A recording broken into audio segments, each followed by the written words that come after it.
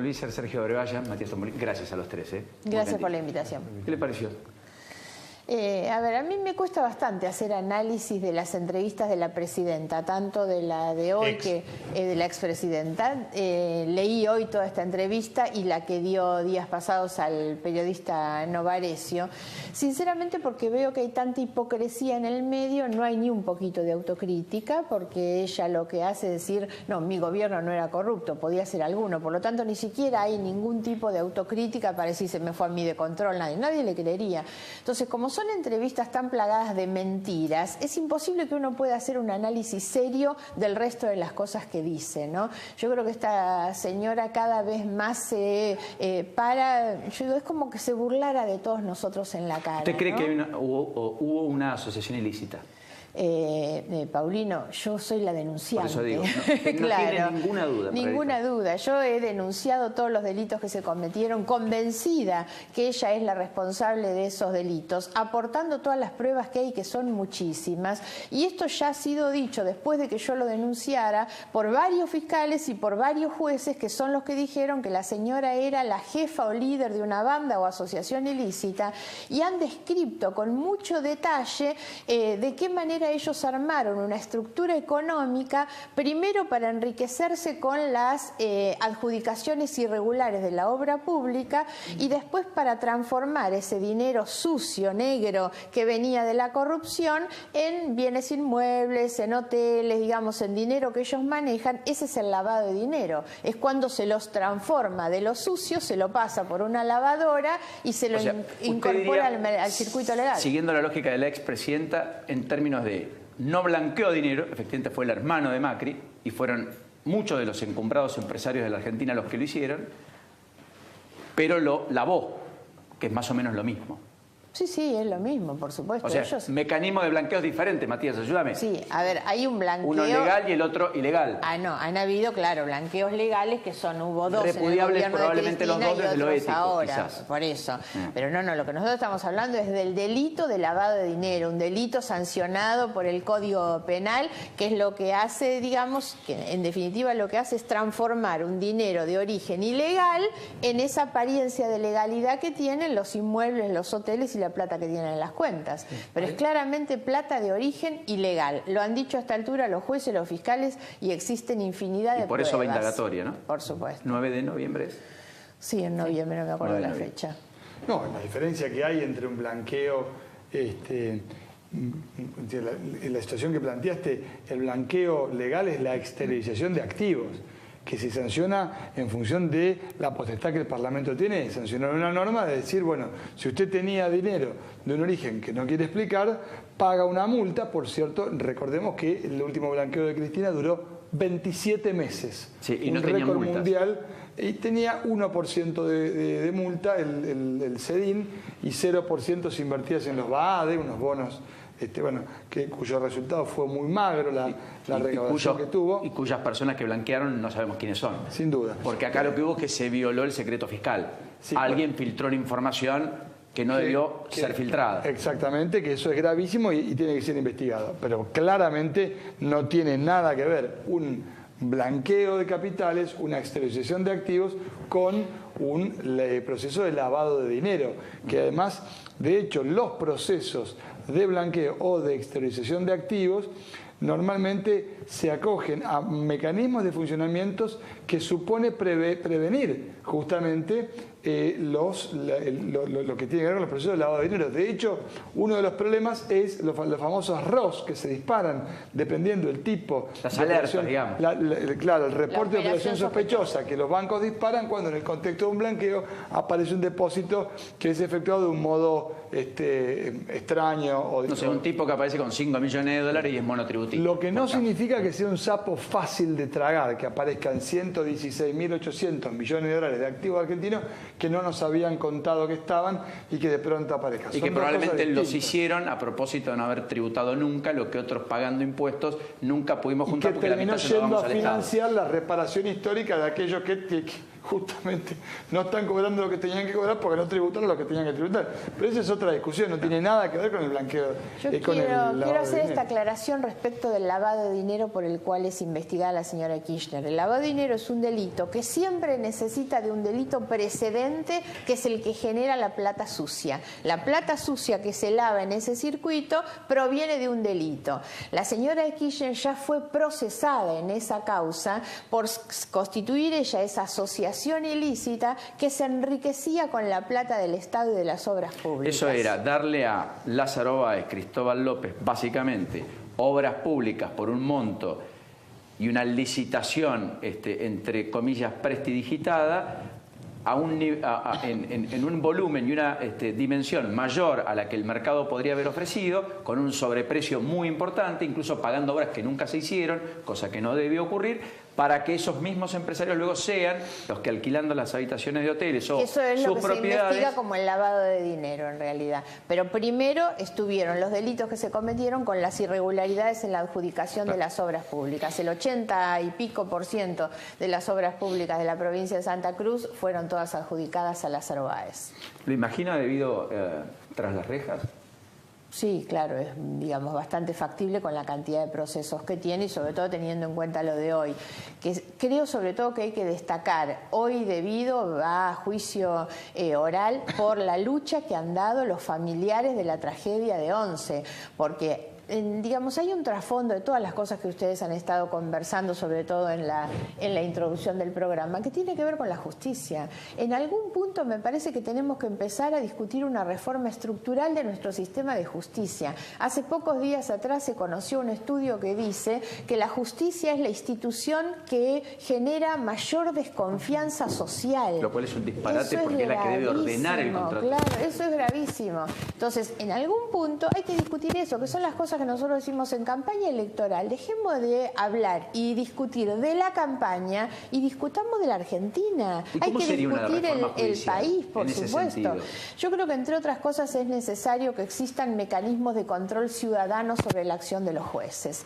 Tiene que haber mecanismos distintos de promoción, de nombramiento, designación y remoción de los jueces. Por lo tanto, hay que reformular el Consejo de la Magistratura, entre otras cosas.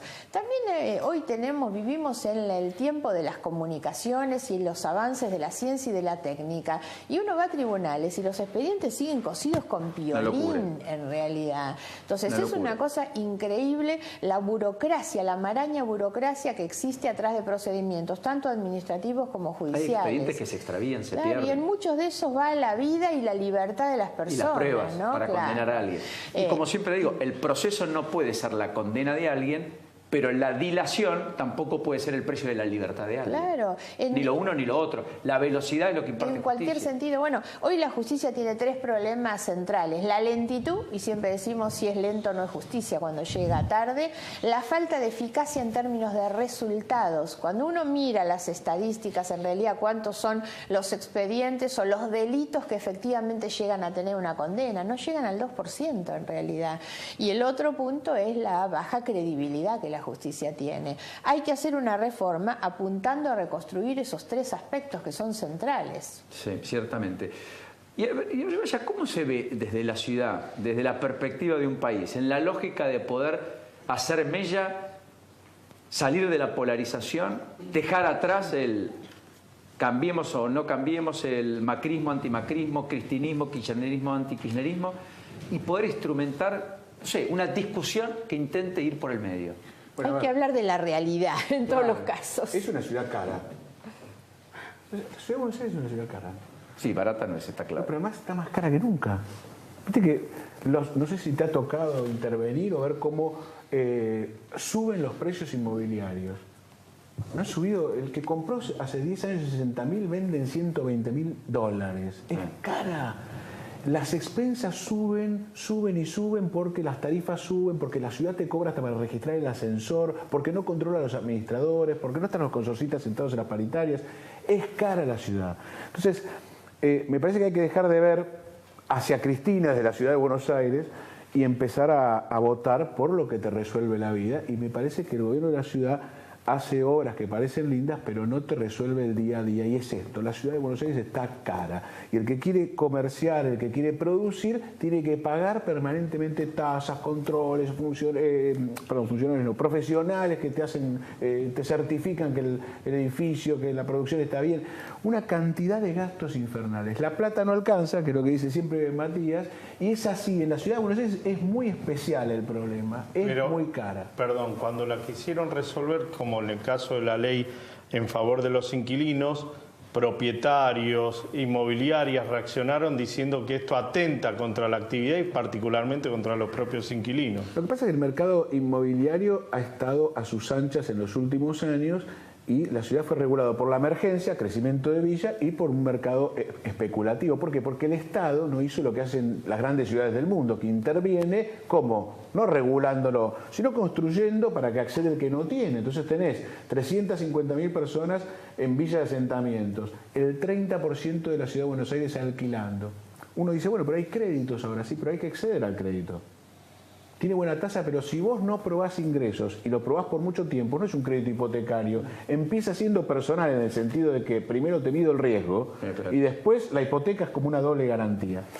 Entonces, esto ha provocado que suban los precios inmobiliarios. Me parece que este es el problema de fondo. Entonces decir, bueno, no lo paga el inquilino, lo va a pagar el propietario, que además después lo puede perfectamente prorratear en el valor del alquiler. No alcanza, es decir, no es que desprecie la ley, pero la verdad que no alcanza. Hay un problema de fondo que tiene que ver con la vivienda y con el mercado inmobiliario, que es especulativo y que no es para una sociedad que necesita vivir en Buenos Aires. Hoy Macri dijo que la economía ya arrancó, Tombolini. ¿Para usted ya arrancó? Para usted le falta algunos aspectos, arrancó un sector, otro no. Mirá, a ver, yo lo que creo que hay que entender en términos económicos es que efectivamente se le acabaron las malas noticias al gobierno en lo que resta del 2017. Un año que va a terminar creciendo la economía probablemente 2,5 puntos, 2,7, comparando contra el año pasado que nos fuimos a la B. Con lo cual, lo que estamos viviendo es un proceso de expansión económica bastante parecido al 2015, cuando se vendían muchas motos y muchos autos. Es cierto que la macro está más ordenada. El tema es que en lo que tiene que ver con la discusión nacional, la pregunta debe ser respondida pensando en qué modelo de país queremos. ¿Qué modelo de país queremos para los próximos 20 años? Y el Parlamento Nacional el año que viene, con independencia de si la economía crece 3, 2 o se cae 1, va a discutir una reforma tributaria que transita de una generación a otra. Una reforma tributaria en donde lo que no tenemos que permitir es que la política se quede con la tuya. Porque lo que pasó en los últimos 15 años es que la política se quedó con la tuya, con la de todos nosotros. Porque el IVA subió, porque el impuesto al cheque vino por un rato y se quedó para toda la vida, porque Ganancias nació en el año 74 para quedarse con esa ilusión fiscal de los directivos que querían evadir impuestos a ganancias en las empresas y hoy la pagan los laburantes y el presidente te prometió que no ibas a pagar impuestos a la ganancia y hoy te lo está cobrando. Nosotros lo que queremos es ir a defender esos intereses, los de los laburantes en el Parlamento Nacional, porque la discusión de la reforma tributaria debe ser profunda, debe ser simplificadora, es técnica, es aburrida, es compleja, pero se tiene que dar de cara a la gente. ¿Algún dato respecto de esa reforma? Ninguno. La laboral, el otro gran tema. Nosotros decimos, discutir la competitividad de la Argentina de cara a la economía del siglo XXI es crucial. No existe más la industria de las chimeneas, y el obrero con el casco. Hoy la economía es la economía del conocimiento, pero atento, que no es la misma economía del conocimiento en Dinamarca, en Francia o en Estados Unidos que en la Argentina, cuando en la ciudad de Buenos Aires vos tenés que en la zona sur el 47% de los pibes está malnutrido. Si de 0 a 2 años vos no comés o no tomás la cantidad de proteínas que tenés que tomar, la chance que tenés de competir en la sociedad del conocimiento, te lo dice un titular de cátedra del CBC, que yo los agarro cuando vienen del secundario, es ninguna. Entonces, discutir la reforma laboral se hace caracterizando la Argentina que queremos para adelante, como la reforma educativa. Nadie va a poner en términos de una economía que quiere crecer problemas respecto de la práctica laboral. O sea, no es un tema la práctica laboral, ustedes lo validarían en todos los casos. El problema es cómo, digamos. El problema es cómo, si lo pensás como un puente entre el mundo de la educación y el mundo del trabajo, o si lo pensás como la manera de garantizar la renta extraordinaria de las empresas. Y ahí viene otra gran definición, Paulino, ¿de qué lado está cada uno? Y un país está del lado del salario, y el gobierno está del lado de la renta. Entonces, ¿Y el blanqueo laboral les convence? ¿La idea de un blanqueo laboral? no, eso es falta de calle, total. Te explico por qué. ¿Por qué? Porque el blanqueo solo no se piensa. De vuelta, lo que tenemos que discutir es el modelo de Argentina. ¿Sabes por qué no va a andar muy bien el blanqueo laboral? Si antes no se hace una reforma laboral. Pero no, si antes no se hace una reforma integral. Y porque antes el hay que tipo hacer muchas otras cosas. Pero claro, porque el tipo que no blanquea al empleado, no solamente no lo blanquea porque no quiere blanquear los impuestos. Te lo cuenta alguien que viene del sector privado. Lo que sabemos es claro. El que fabrica remeras y declara vendo 10 remeras tiene un costo determinado. Si sigue vendiendo 10 remeras y ahora en vez de tener un costo, va a tener más costo porque blanquea a los empleados, tiene que blanquear no solamente el ingreso, sino la salida. Entonces, el blanqueo laboral funciona si blanquean la venta que están negreando en un país que tiene 30 o 40% de la economía en negro.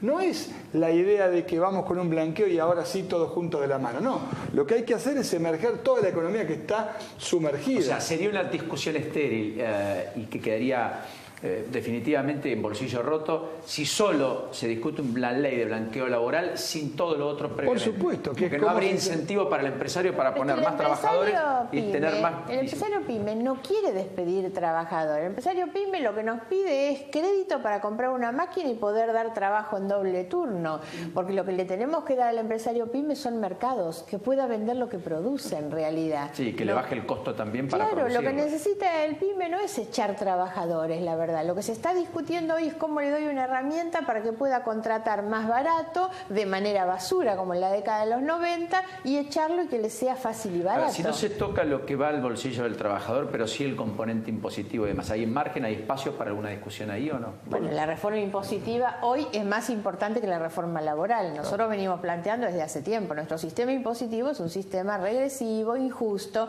que hace recaer toda la presión sobre el que produce y sobre el que consume. Y la verdad es que necesitamos empezar a discutir esto. Cuando nosotros planteamos que hay que eliminar el IVA de los 11 productos de la canasta básica alimentaria, no se trata de cambiarle el rótulo y que en vez de 40 cueste 30. Se trata que al jubilado le queden 400 pesos en el bolsillo, al trabajador le queden 1.200, porque el jubilado al que le queda un pesito más en el bolsillo como consecuencia de que no le pagó impuestos al Estado, ese jubilado compra un juguete para el nieto. El trabajador al que le queda un pesito en el bolsillo contrata un pintor para la casa. Y eso lo que hace es poner en marcha la dinámica de la economía que se mueve con el consumo, que son las dos cosas, son inversiones y consumo. El problema de este gobierno es que solamente está mirando la inversión. Y hoy una reforma impositiva es fundamental porque es tan inmoral cobrarle el impuesto, que el Estado se cuelgue cobrando el impuesto al trabajador que compra la leche para llevar a sus hijos en un país donde vienen los bancos extranjeros, hacen negocio con las LEVAC y nos pagan impuestos. Hoy estamos pagando 460 millones por día en concepto de intereses por la LEVAC, que no pagan impuestos. Bueno, yo quiero decir algo al respecto. Hoy hubo dos datos en términos económicos. Le pido al equipo de producción que me ayude con el soporte de placas. Pero hoy un dato es que la economía se recupera, lo decía Tombolini. En julio creció por quinto mes consecutivo, 4,9, dato del INDEC. En el año acumula suba del 2,1. Aún no recuperó de todas formas los niveles del 2015, como para ponerlo en perspectiva. Ahora, el otro ¿Puedo dato... hacer dos aclaraciones en este punto? Sí. Primero es que el crecimiento no es otra cosa apenas que la compensación o la recuperación de lo que crece la población, sinceramente. Estar pensando Bueno, por eso que nos no va tenemos bien los porque niveles del recuperamos 2015. 2 puntos. Y la otra cuestión es que el gobierno nos cuenta el crecimiento de la economía promediando situaciones. Entonces es lógico que la economía va para arriba porque se venden muchos autos lujosos. El problema es que vamos a los supermercados y cae el consumo de leche. Y eso lo que nos está mostrando es que la brecha es cada vez más grande entre los pocos a los que le va muy bien y los muchos a los que le va muy mal cuando dejan de consumir leche. El gobierno nos hace un promedio, entonces nos dice, no, nos va muy bien, claro, porque estos están ganando mucho y compran muchos autos y eso mueve un mercado muy especial. El otro gran dato es el de la deuda y se conoció hoy, sigue en alza. La deuda total creció 15,8% en el segundo trimestre. Sí. La deuda pública externa trepó un 35,3% respecto al segundo trimestre del año pasado. Ya está arriba de los 127 mil millones de dólares. Y la deuda total ya está arriba de los 204 mil millones de dólares. Deuda pública y deuda privada. Te doy 2 o 3 datos. El año que viene los argentinos vamos a pagar más cara la boleta de la luz. Vamos a pagar más cara la boleta del gas. Y te va a costar más caro el boleto de colectivo. Bueno, había que bajar los subsidios. Perfecto. Ahora, lo interesante es que por primera vez en una década vamos a pagar más de intereses de la deuda que de subsidios económicos. O sea, pagamos más cara la luz, pero no es que nos ahorramos y esa plata queda en la Argentina. La usamos para pagar intereses de la deuda. Ahí el gobierno dice es la plata necesaria para hacer las obras para las próximas generaciones, que de lo contrario no se podrían hacer. Autopistas, autovías, mejorar los puertos, bueno, sí. Cloacas, extensión de la red de agua potable, etcétera. Bueno, se murió una representante hace poco de los 90, que siempre es un hecho lamentable, María Julia, y nos trajo a la memoria el momento en el que la Argentina vivió una época de bonanza, mientras se enfilaba en un tren muy divertido a estrolarse contra lo que pasó a finales del 2001. La verdad es que los modelos de los países que crecen en función de agrandar su deuda pública terminan siempre del mismo modo. Le pasó a Grecia, nos va a pasar a nosotros si seguimos así, en una gran olla popular. No significa que Argentina va derecho a eso, pero si sigue con el modelo en donde crece en función de deuda, no. Hay que discutir cómo achicamos el déficit, creativamente. Te dejo una propuesta sobre la que estamos trabajando. Me dicen, bueno, pero ¿ustedes qué proponen para bajar el déficit? Bueno, ¿qué te parece si en vez de gastar tanto en subsidios al transporte, como se gasta efectivamente para que el boleto no valga una fortuna, no reemplazamos el combustible que hoy paga 16 pesos el litro de gasoil en vez de 19 con subsidio del Estado? Me refiero a el transporte urbano de pasajeros en por lo menos el área metropolitana y 5 grandes ciudades, y usamos biodiesel a precio de exportación. Claro, eso que implicaría que las empresas pagarían 12, lo que hoy pagan 16, con además 3 pesos que le pone el Estado, supone discutir una matriz de negocios que el Estado no está dispuesto a discutir, empezando por el Ministro de Energía. Lo último es, ¿van a validar en la Cámara de Diputados, Margarita, la ley que viene con reforma de la ley penal empresaria del Senado de hoy? Entiendo que sí, es una ley necesaria. Primero que nada hay que entender que Argentina es miembro de la Convención Antisoborno desde hace 20 años y sin embargo no cumplimos con las normas. Una de ellas es que efectivamente las personas jurídicas respondan por los delitos que se cometen. Yo creo que es una norma que es imprescindible y me parece que las reformas que vienen del Senado, yo no las he terminado de ver porque se estaba votando hoy, pero yo creo que es una ley necesaria. Ahora, lo que hay que entender también, y esto tiene que ver sobre todo con esa mirada hacia las inversiones externas, es que cuando la OCDE, que es la que nos está reclamando esto para ingresar en ese sistema, hoy el 75% de las inversiones extranjeras directas viene de los 30 países que integran la OCDE. Ahora, la OCDE también tiene normas para que la plata no se fugue hacia los paraísos fiscales, y Argentina hoy es el 5º país del mundo, después de los árabes, los rusos y los venezolanos que tienen los pozos de petróleo. Argentina es el país que más plata tiene en los paraísos fiscales. Hay que hacerle caso a la OCDE, pero para todo. Es interesante lo que dice. Ayer hubo una movilización pidiendo la emergencia social en la ciudad. Aquí Andy Freire dijo, no es una cuestión a discutir. ¿Usted cree que es posible votar una ley al estilo de lo que se votó en el Congreso Nacional o que pero no es viable? Hay que discutirla, realmente necesitamos discutirla, porque los índices son los que dice Tombolini acerca de lo que está pasando en el sur de la ciudad de Buenos Aires. ¿No? Que tenés que hacerlo. La ciudad tiene como una grieta que tiene que ver con la pobreza como lo tiene en Argentina, y la ciudad la tiene con el sur. Y la tiene con los niveles de nutrición, con los niveles de educación. Me parece que sí, que es posible. Lo último, ¿se siente más cómoda o no tan cómoda con la campaña más peronista de Massa? No, yo me siento muy bien con Massa en particular. Creo que hay toda una historia que se arma, una novela sobre la peronización de la campaña. Y Massa ha sido claro. Massa discute hoy un peronismo del siglo XXI, que es un peronismo frentista, con radicales, con socialistas, con progresistas. O sea, el día después usted se imagina en este mismo lugar. Sí, claro que sí.